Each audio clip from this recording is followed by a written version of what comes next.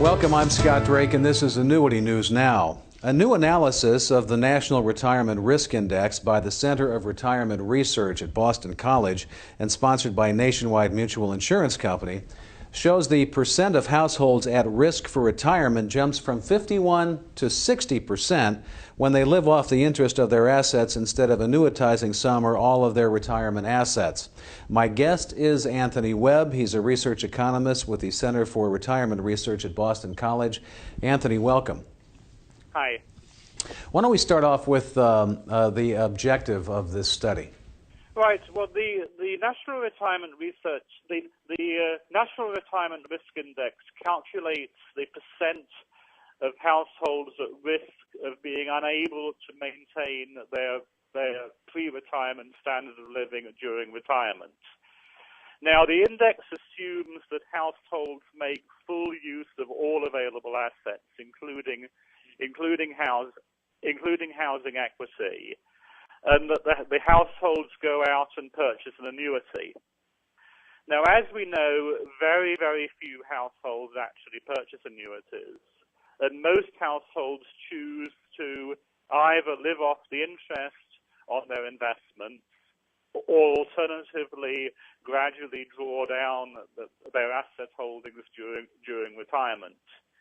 So the objective of the exercise was to calculate how many more households would be at risk if instead of purchasing an annuity, households had the somewhat lower income obtainable from either living off the interest or alternatively doing a drawdown. Anthony, do you think that the research results here reflect the economic slowdown? Undoubtedly, one contributory factor has been the very, very low level of current interest rates. The study also compared other non-annuitization strategies. Can you talk about that? Yes, we had a look at a couple of alternative strategies. So the first strategy is where the household simply lives off the interest and chooses not to draw down the capital. Now, if a household age 65 goes out and buys an inflation-protected annuity, they can probably guess an income return of somewhere in excess of 5%. The numbers change over time, so that's not a precise number. Now, as we all know, the current return, the current income obtainable from stocks and CDs and such like is well short of 5%. So households that adopt this strategy must accept a very, very substantially lower income in retirement. Were there any income groups in the study that stand out as being the most vulnerable? Well, I mean, basically, the better off the households that are more dependent on income from capital are ones who are more likely to be at risk.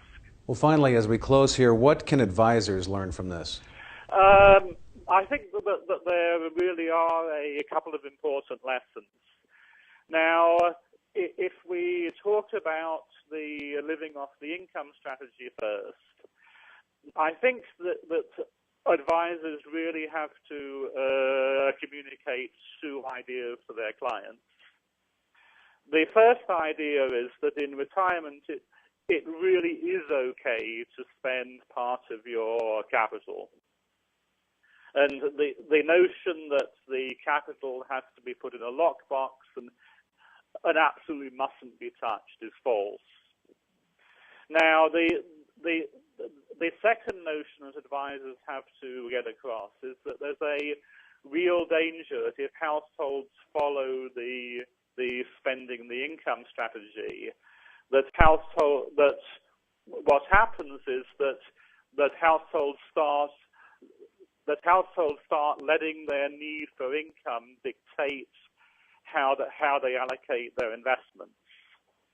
So households find that they haven't got enough income, and they start investing larger and larger proportions of their investments in high yield stocks, and they end up with an unbalanced portfolio.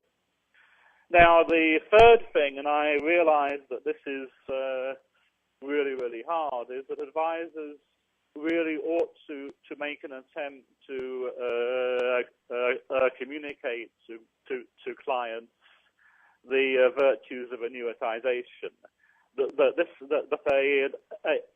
A life annuity is the one product that gives a household insurance against living too long. And I think it's somewhat difficult for households to grasp the concept that in financial terms, living a long while is a really bad thing, and it's something that needs to be insured against. Thank you, Anthony. Okay, my pleasure. That was Anthony Webb. He's a research economist for the Center for Retirement Research at Boston College. I'm Scott Drake. Thanks for watching.